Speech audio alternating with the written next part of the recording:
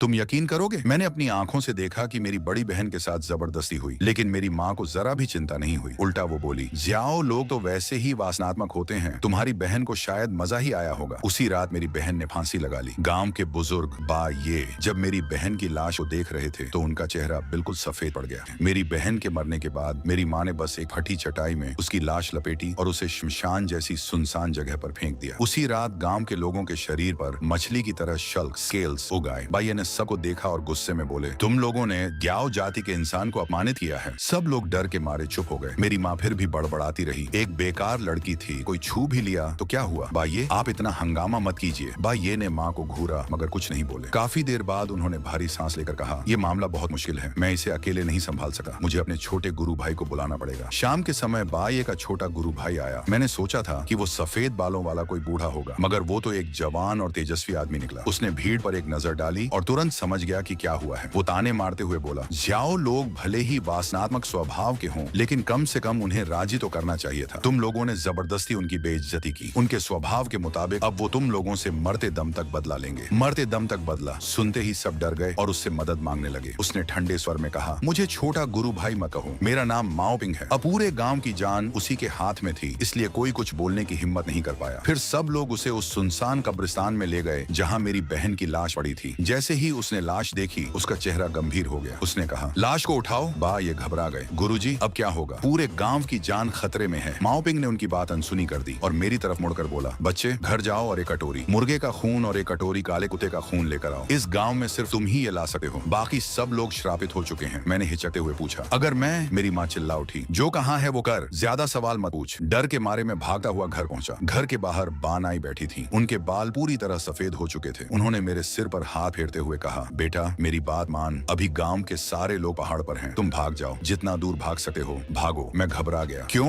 बानाई ने भारी आवाज में कहा, तुम्हारे बा ये का छोटा गुरु भाई कोई साधारण इंसान नहीं है। तुम्हारे बा ये उसे बुला ही नहीं सकते थे जब तक कि उसे ग्याओ इंसान का मांस न चाहिए हो। मैं सन्न रह गया। क्या आप कहना चाहती हैं कि माओपिंग मेरी बहन का मांस चाहता है? बानाई बोली, ग्याओ इंसान का मांस अमृता का मांस कहलाता है। अगर सिर्फ मांस चाहिए होता तो बात अलग थी, लेकिन इसे पाने के लिए खूनी बलि भी देनी पड़ती है। मैं वहीं घुटनों के बल गिर पड़ा। बानाई मुझे बचा लीजिए, मैं भागना नहीं चाहता। उन्होंने मेरा हाथ पकड़ा। डर मत, चाहे मेरी जान चली जाए मैं तुम्हें कुछ नहीं होने दूंगी। शाम तक मैं वो खून लेकर वापस पहाड़ पर पहुंचा। माओपिंग ने पूछा, इतनी देर क्यों लगाई? मैं बोला, रास्ते में गिर गया था। उसने कुछ नहीं कहा। उसने दोनों खून मिलाए और मेरी बहन की लाश के चारों तरफ छिड़क दिया। फिर बोला, आज रात तुम सबको इसकी रखवाली करनी होगी। ये सुनते ही कुछ लोग डर गए। गुरुजी क्या जरूरी है? अगर ये लाश रात में जिंदा होकर हम पर हमला कर दे तो? माओपिंग ने उसे घूरते हुए कहा, अगर जीना चाहते हो तो पहरा दो। मैंने इसके आसपास सुरक्षा घेरा बना दिया है, ये कुछ नहीं कर पाएगी। उसकी आवाज इतनी सख्त थी कि कोई विरोध नहीं कर पाया। जब माओपिंग पहाड़ से नीचे उतर रहा था उसने देखा कि मैं लगातार उसे घूर रहा हूँ। वो थोड़ा रुका और मेरे पास आकर बोला, चिंता मत करो, मैं ताओवादी हूँ, हम लोग पुण्य और कर्म में विश्वास रखते हैं। मैं तुम्हारी बहन की आत्मा को शांति दूंगा, उसे भटकने नहीं दूंगा। मैंने पूछा, क्या दांव मत वाले सब अच्छे इंसान होते हैं? उसने सिर हिलाया, जरूरी नहीं, बुरे इरादों वाले लोग हर जगह होते हैं। मैं बस अपने मन और सिद्धांतों को संभाल सका हूँ। जहाँ धर्म और सत्य हो वहाँ लाखों लोगों के विरोध में भी पीछे नहीं हटना चाहिए। मैं चुपचाप सिर झुकाकर खड़ी रही। आधी रात को हल्की हल्की कराहने की आवाज से मेरी नींद खुल गई। मैं उठकर देखने लगी तो पाया कि मेरी बड़ी बहन की लाश के चारों ओर कई आदमी खड़े थे। कुछ लोग उसके कपड़े खींच रहे थे, कोई उसकी पैंट उतारने की कोशिश कर रहा था। अगले दिन दोपहर में माओपिंग ने मेरी बहन की लाश देखी तो उसका चेहरा अचानक बदल गया। उसने गुस्से से सबकी तरफ देखा और पूछा, तुम लोगों ने कल रात क्या किया था? सब एक दूसरे का चेहरा देखने लगे। किसी की हिम्मत नहीं हुई सच बोलने की। सबने सिर हिलाकर कहा, हम तो रात को सो गए थे। माओपिंग ने मुट्ठियां भींच ली। असंभव, सिर्फ एक रात में शव की यिन ऊर्जा इतनी भारी नहीं हो सकती, और ऊपर से इसमें यिन गर्भ भी बन गया है। तुम लोग अब भी कह रहे हो कि कुछ नहीं किया? तभी मैंने ध्यान दिया कि मेरी बहन का पेट जो कल रात तक सपाट था अब गेंद की तरह फूल चुका था। लोग अभी भी झूठ बोल रहे थे। माओपिंग गुस्से में जाने लगा, लेकिन गांव के बुजुर्गों ने बहुत मनाकर उसे रोक लिया। उसने भारी सांस ली, फिर मेरी बहन के पेट पर खून से एक ताबीज जैसा चिन्ह बनाया। जैसे ही चिन्ह पूरा हुआ पेट तुरंत छोटा हो गया। भीड़ में से किसी ने डरते डरते पूछा, दाओ चांग अब पेट छोटा हो गया, मतलब सब ठीक हो गया? माओपिंग ने ठंडी नजर से उसकी ओर देखा। यह सिर्फ लक्षण दबाना है, इलाज नहीं। मैं अभी बस इसे अस्थायी रूप से दबा सका हूँ ताकि 3 दिन तक यह कोई उपद्रव न करे। 3 दिन बाद वह थोड़ा रुका। इन 3 दिनों में मैं समाधान ढूंढने की पूरी कोशिश करूंगा। अगर नहीं मिला तो फिर किस्मत पर छोड़ना होगा। उस रात जब मैं सोने जा रही थी तभी अचानक माओपिंग कमरे में आ गया। मैं घबरा गई। तुम तो चले गए थे? उसने सिर हिलाया। वह बस किसी चालाक इंसान की आंखों में धूल झोंकने के लिए था। मैं रात के अंधेरे में वापस आया हूँ। मैं घबरा कर पीछे हट गई। तुम क्या करना चाहते हो? माओपिंग ने मेरी प्रतिक्रिया देकर आह भरी। इतना डरने की जरूरत नहीं। मेरा तुमसे कोई बुरा इरादा नहीं है। मैं चाहता हूँ कि तुम मेरे साथ मिलकर सच पता करो। तुम्हारे गाँव के लोग स्वार्थी और लालची हैं। यहाँ सिर्फ तुम ही साफ दिल की लगती हो। मैं सिर्फ तुम पर भरोसा कर सकता हूँ। मैंने हिचकते हुए पूछा, क्या तुम कल रात की बात जानना चाहते हो? उसने कहा, मुझे बताए बिना भी मैं अंदाजा लगा सकता हूँ कि क्या हुआ था। मैं बस ये जानना चाहता हूँ कि ऐसा क्यों हुआ। जब इंसान मौत से डरता है तब उसकी इच्छाएं और लालच किसी भी हद तक जा सकते हैं, लेकिन अगर किसी ने उन्हें उकसाया ना होता तो वे ऐसा नहीं करते। मेरे दिल में हलचल मच गई। क्या इसे सब पता चल गया? माओ पिंग ने गंभीर स्वर में कहा, मैं चाहता हूँ कि तुम उस इंसान को ढूंढने में मेरी मदद करो। मुझे शक है कि कोई जियाओ ताई पाल रहा है। मैं चौंक गई। जियाओ ताई क्या होता है? उसने समझाया, यह एक शापित यन भ्रूण होता है। कहा जाता है कि इसका मांस खाने से अमृता मिल सकती है, लेकिन इसे पालने की विधि बेहद क्रूर होती है। जब यह पूरी तरह तैयार हो जाएगा तब पूरे गांव के लोग मर जाएंगे, तुम भी। उसने मेरी तरफ गहराई से देखा। मैंने तुरंत विरोध किया, नहीं, ऐसा नहीं हो सकता। वह अचानक मेरा हाथ पकड़कर बोला, तुम जानती हो ना कि यह सब कौन कर रहा है? मुझे बताओ। मैंने उसका हाथ झटक दिया और हकलाते हुए बोली, मुझे कैसे पता होगा? इस गांव में कोई मुझे इंसान तक नहीं समझता। माओ पिंग कुछ देर तक मुझे देखा रहा, फिर बोला, शायद मैंने जल्दबाजी की, लेकिन अगर तुम्हें कुछ पता चले तो तुरंत मुझे बताना। जो लोग जियाओ ताई पालते हैं उनकी एक खास पहचान होती है। वे बहुत जल्दी बूढ़े हो जाते हैं। उनका सारा जीवन बल उस चीज को पालने में खत्म हो जाता है। ये सुनते ही मुझे बानाई याद आई। पिछली बार जब मैंने उसे देखा था वह अचानक कई साल बूढ़ी लगने लगी थी। अगली सुबह सूरज निकलने से पहले ही आंगन में शोर मच गया। मैं बाहर निकली तो देखा मेरी बहन की लाश वापस घर लाई गई थी। माओ पिंग लोगों को निर्देश दे रहा था। उसने शव को मुख्य कमरे में रखवाया, उसकी लाश के सामने घुटनों के बल झुकर माफी मांगने को कहा। मैंने माओ पिंग से पूछा, तुम यह क्या कर रहे हो? उसने गंभीर स्वर में कहा, मुझे नहीं पता कि असली दोषी कौन है और मैं अभी इस समस्या को पूरी तरह खत्म भी नहीं कर सकता। मैं सिर्फ इतना कर सकता हूँ कि जिन्होंने तुम्हारी बहन के साथ गलत किया वे उसकी लाश के सामने पश्चाताप करें। इससे उसकी नाराजगी थोड़ी शांत होगी और मुझे जांच के लिए थोड़ा समय मिल जाएगा। मैंने कुछ देर उसे देखा, फिर धीरे से कहा, तुम ऐसा नहीं कर सकते। मुझे तुम्हारी ताओवादी विद्या की समझ नहीं, लेकिन मैं इतना जानती हूँ कि इससे मेरी बहन का गुस्सा शांत नहीं होगा। मेरी बहन मर चुकी है, लेकिन जिन्होंने उसे नुकसान पहुंचाया वे अब भी जिंदा हैं और सिर्फ दिखावे के लिए उसकी लाश के सामने घुटने टेक रहे हैं। क्या तुम्हें सच में लगता है कि मेरी बहन इससे खुश होगी? पिंग अभी कुछ कहने ही वाला था कि सामने वाले कमरे से एक तेज चीख सुनाई दी। मैं और माओ पिंग एक दूसरे को देखकर तुरंत अंदर भागे। अंदर जाते ही देखा मेरी बहन की आंखों से खून के आंसू बह रहे थे। माओ पिंग ने देखा और बुदबुदाया, जैसा मैंने सोचा था बिल्कुल वैसा ही। बाकी लोग भी पास आ गए। उनमें से एक झिझकते हुए बोला, छोटे गुरुजी ये। माओ पिंग ने हाथ उठाकर उसे रोक दिया। कोई बड़ी बात नहीं है। उसकी आत्मा के अंदर बहुत शिकायत और पीड़ा थी। अब ये खून के आंसू निकल गए हैं तो उसका आधा क्रोध भी निकल गया है। फिर उसने सबकी तरफ मुड़कर कहा, घर जाकर मुर्गी के खून में कच्चे चिपचिपे चावल मिलाकर खा लेना। कल तक शरीर पर जो जियाओलिंग का असर है वो कम हो जाएगा। ये सुनकर सबने राहत की सांस ली और माओ पिंग की तारीफ करने लगे। भीड़ हटने के बाद मैं उसके पास गया और पूछा, क्या सच में कल तक उनका असर कम हो जाएगा? माओ पिंग बोला, कम तो होगा लेकिन जड़ खत्म नहीं होगी। अगर इस मामले की असली वजह नहीं मिली तो उनकी किस्मत फिर भी मौत ही है। साफ है कि कोई पूरे गांव को मोहरे की तरह इस्तेमाल कर रहा है। मैं देखना चाहता हूँ कि तुम्हारी बहन को सच में इन्हीं लोगों ने मारा है या नहीं। मैं हैरानी से उसे देखने लगा। मेरी बहन ने तो फांसी लगाकर आत्महत्या की थी। माओ पिंग हल्का सा हंसा। अगर तुम्हारी बहन ने इन लोगों द्वारा अपमानित होने के कारण आत्महत्या की होती तो जब ये लोग उसकी लाश के सामने सिर झुका रहे थे वो तुरंत बदला लेने उठ खड़ी होती, लेकिन उसने सिर्फ खून के आंसू बहाए। इसका मतलब उसकी मौत इन लोगों की वजह से नहीं हुई, या फिर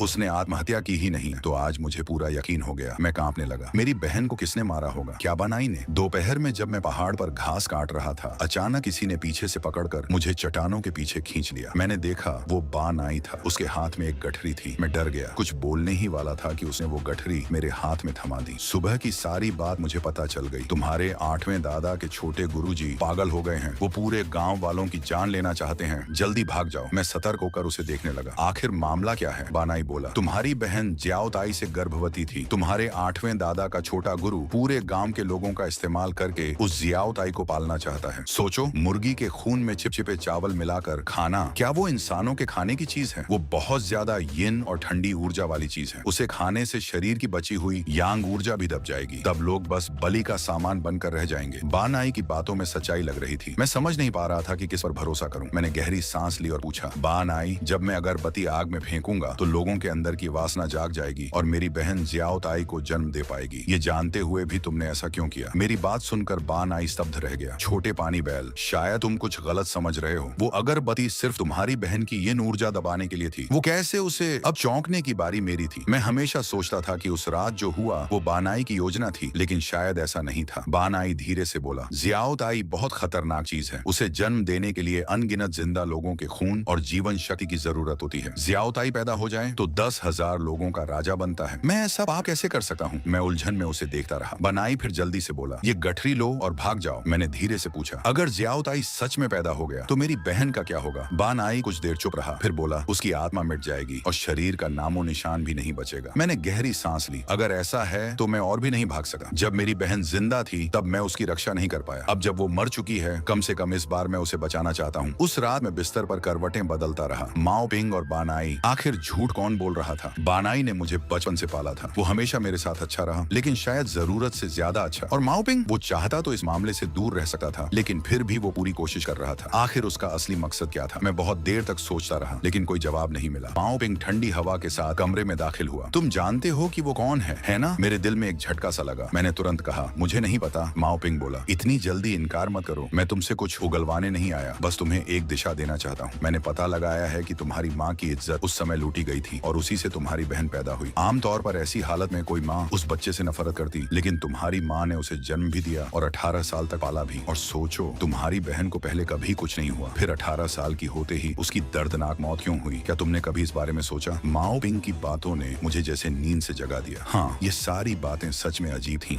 माओ पिंग के जाने के बाद मैंने एक बड़ा चाकू उठाया और माँ के कमरे में चला गया। मुझे देखते ही माँ गुस्से में उठी, जैसे मुझे मारने वाली हो, लेकिन जैसे ही उसकी नजर मेरे हाथ के चाकू पर पड़ी, वह डर गई। मैंने ठंडे स्वर में कहा, सच बताओ, तुमने मेरी बहन को क्यों जन्म दिया? अगर नहीं बताया तो मैं कुछ भी कर सकता हूँ। माँ ने मेरा चेहरा देखा और समझ गई कि मैं मजाक नहीं कर रहा। कांपती आवाज में उसने कहा, मैं तो उसे पैदा होते ही मार देना चाहती थी, लेकिन तुम्हारे पिता की दादी ने कहा था कि वह बच्ची असाधारण भाग्य लेकर पैदा हुई है। उन्होंने कहा था कि उसका भविष्य बहुत बड़ा होगा। तुम्हारे पिता की दादी तांत्रिक विद्या जानती थी, इसलिए मैंने उनकी बात मान ली और उसे पाल लिया। मैंने आंखें बंद कर ली तो सचमुच सबके पीछे वही बूढ़ी औरत थी। अगली सुबह मैं फिर माओ पिंग के पास गया। उसने मुझे देखते ही कहा, लगता है तुम्हें जवाब मिल गया। मैंने सिर हिलाया और सारी बातें उसे बता दी। कुछ देर चुप रहने के बाद वह बोला, कितनी भयानक चाल थी ये। 18 साल लंबी साजिश, पूरे गांव की जीवन शक्ति का इस्तेमाल उस बच्चे को पालने के लिए किया गया। अगर मैं गलत नहीं हूँ तो तुम्हारी माँ और उस आदमी की घटना भी उसी बूढ़ी औरत की योजना का हिस्सा थी। मैं घबराकर पूछ बैठा, अगर ये अनुष्ठान पूरा हो गया तो मेरी बहन का क्या होगा? माओ पिंग ने गंभीर आवाज में कहा, उसकी आत्मा हमेशा के लिए नष्ट हो जाएगी। मैं उसके सामने घुटनों पर गिर पड़ा। कृपया मुझे और मेरी बहन को बचा लो। माओ पिंग ने गहरी सांस ली। मैं पूरी कोशिश करूंगा। मैं यहाँ इसीलिए हूँ ताकि बेगुनाह लोग यूं न मरें, लेकिन तुम्हारी बहन की मौत अन्यायपूर्ण थी। मरने के बाद भी उसकी आत्मा को अपमान सहना पड़ा, इसलिए उसके अंदर बहुत भयंकर क्रोध है। उस क्रोध को शांत करने का एक ही तरीका है, उसके किसी खून के रिश्तेदार का खून। मैं चौंक गया। तुम कहना क्या चाहते हो? मेरा खून? आज रात 12 बजे तुम अपना खून उसे पिलाओगे। तुम्हारा शरीर शुद्ध यांग ऊर्जा वाला है जो उसकी अत्यधिक यिन शक्ति को दबा सकता है, और तुम दोनों खून के रिश्ते में भाई बहन हो, इसलिए इसका असर और भी ज्यादा होगा। मैंने बिना हिचकिचाए हामी भर दी। रात को मैं चुपके से मुख्य कमरे में पहुंचा। बहन को मरे 4 दिन हो चुके थे, लेकिन उसके शरीर में सड़न का नामो निशान नहीं था। उल्टा वह पहले से भी ज्यादा सुंदर लग रही थी। मैं जैसे ही अपना खून उसे पिलाने वाला था, तभी पीछे से दादा की आवाज आई, रुको, अपनी बहन को खून मत पिलाना। अगर तुमने ऐसा किया तो उसके पेट में पल रहा दानवी भ्रूण पूरी तरह बन जाएगा। ऐसी और वीडियो देखने के लिए चैनल को सब्सक्राइब करें और एक प्यारा सा कमेंट जरूर करें। Thanks for watching.